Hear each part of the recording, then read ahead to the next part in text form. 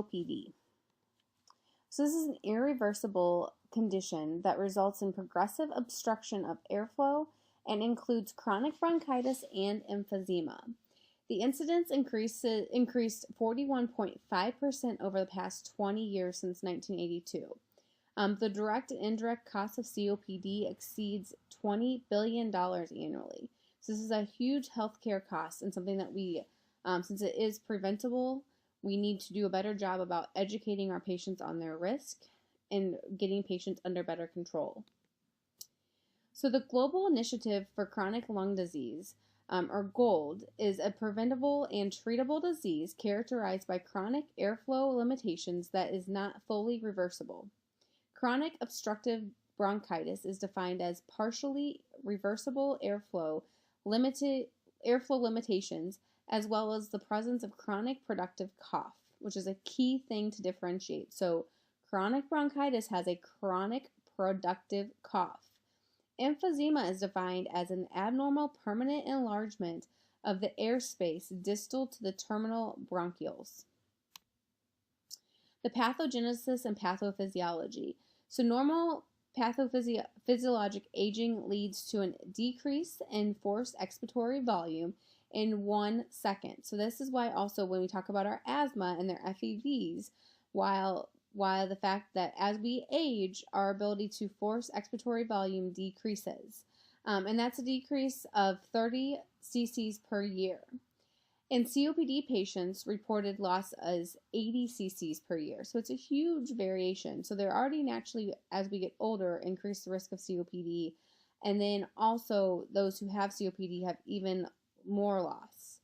Functional capacity is limited by disabling signs and symptoms that do not appear until 50% to 70% of the lung function is lost. So that's the other bad part about this, is that it takes 50 to 70% of the function to be lost before we have really true signs and symptoms. The pathogenesis and pathophysiology. The work to breathe is 10 to 20 times greater than the normal person. Increased work of breathing caused the patient to attempt to increase ventilation to maintain blood carbon dioxide levels at a normal level and a consistent delivery of oxygen. Ultimately, lung function impairment leads to an inability to meet ventilatory demand.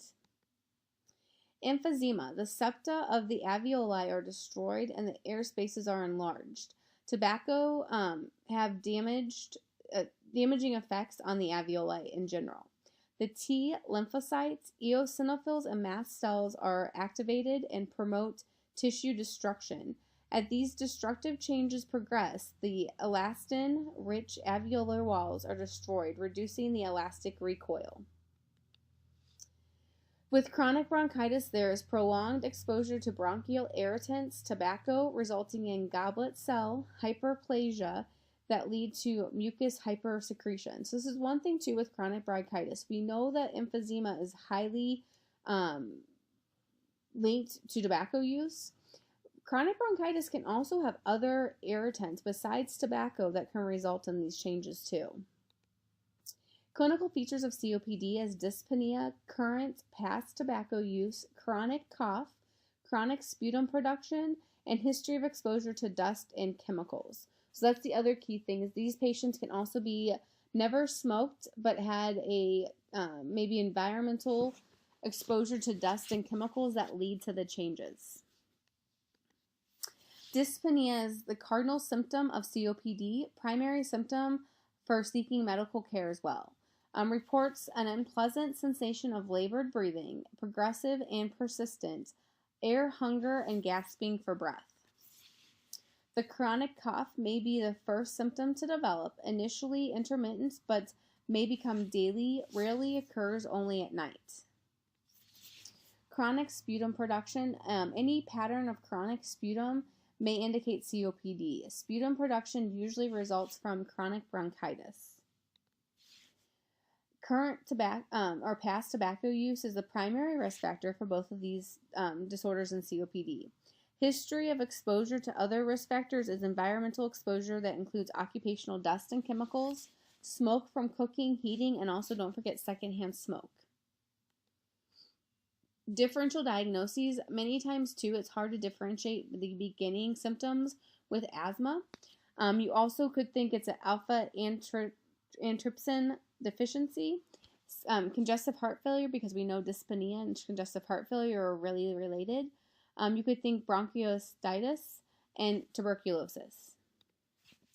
Clinical features that may indicate AAT diagnosis is emphysema onset younger than age of 45, emphysema development and absence of smoking, emphysema with basilar hyperlucency, unexplained liver disease, necrotizing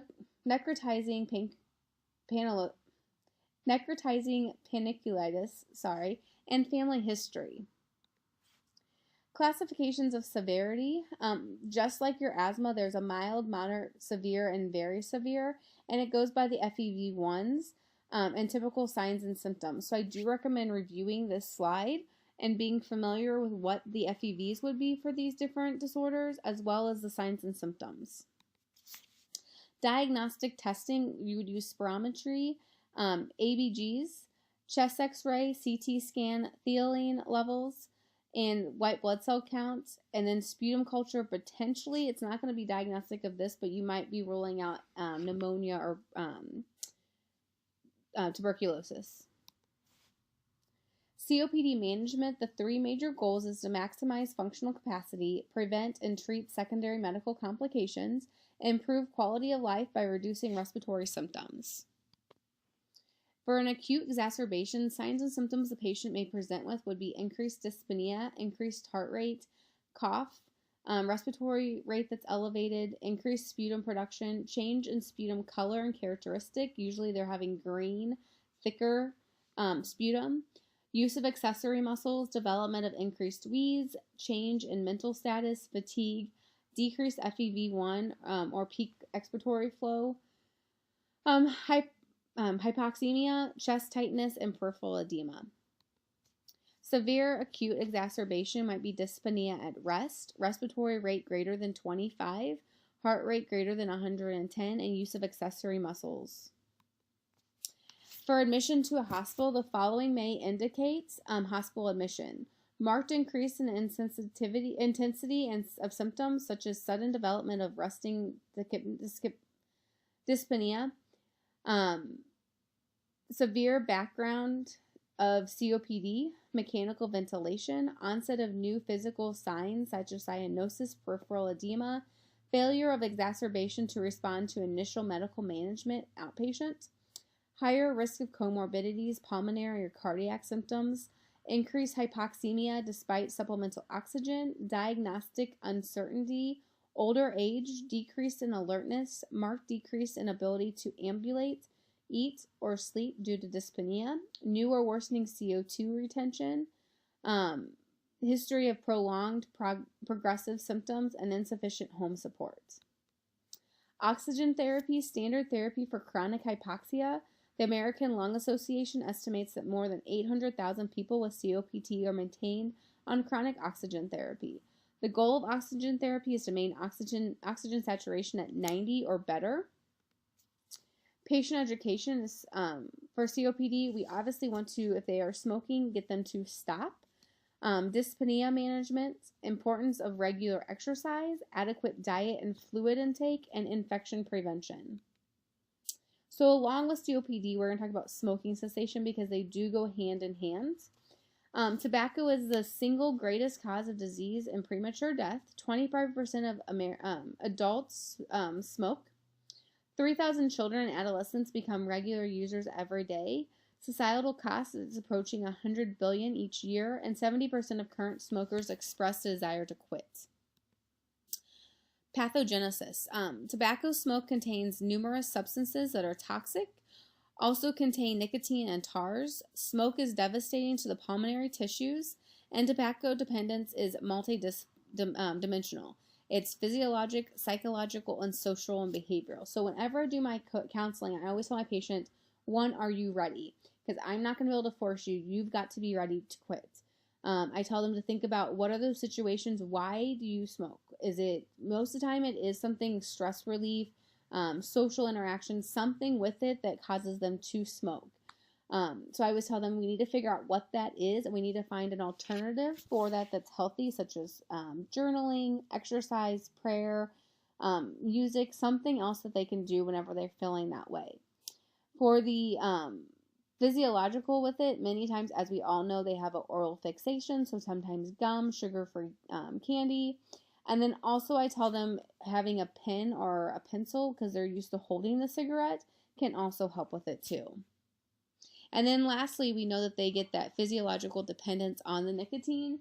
So using the nicotine patch, the gum, you can use Wellbutrin as a good, or there's other medications out there that you can use to help them with smoking cessation. Tobacco use. Tobacco use is a leading preventable cause of death in the United States. It is, as we know, addictive and causes tolerance and dependence, especially earlier onset, so those that smoked in childhood or adolescence. They have withdrawal symptoms of anxiety, irritability, anger, impatience, restlessness, difficulty concentrating, sleep disturbances, increased appetite, and a depressed mood.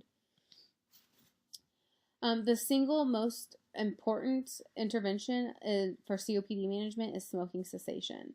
That they should include whenever you're talking to them about counseling, or smoking cessation is counseling, pharmacotherapy that we can do, and having a social support.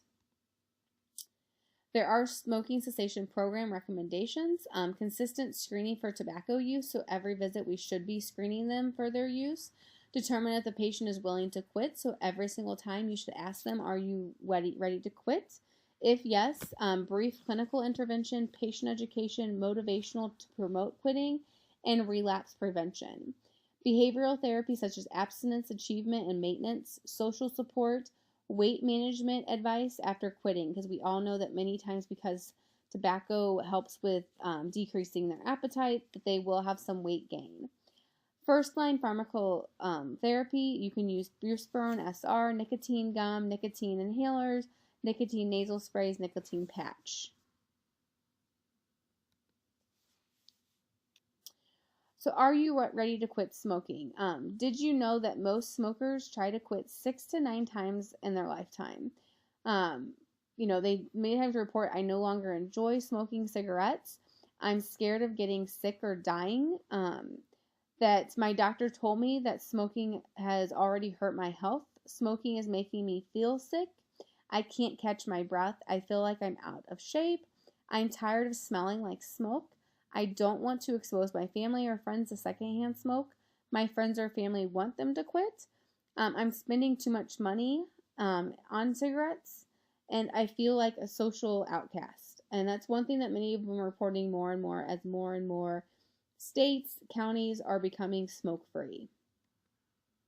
Treatment options, like I said, is Wellbutrin, transdermal patch, and Chantix. With Chantix, as you all probably have heard, you do need to do counseling about suicidal ideation with it, screening people who have a history of suicidal ideation, depression, anxiety, because it does sometimes increase those symptomology. So at each visit, you need to follow up and see how they're doing with it. Even if they have no history, you need to ask them about that. Also, nightmares are another common complaint with Chantix. And you should follow up with your patients monthly after Wellbutrin or Chantix to make sure how they're doing. Keys to patient awareness and education: ask, advise, assess, assist, and arrange. So we should be asking them every visit, advising them on ways to quit when they are ready, assess for their readiness, assist them with not only, like I said, pharmacological, but social counseling, and arrange for follow-up and arrange for them to, if they have a relapse. That is the end of this lecture.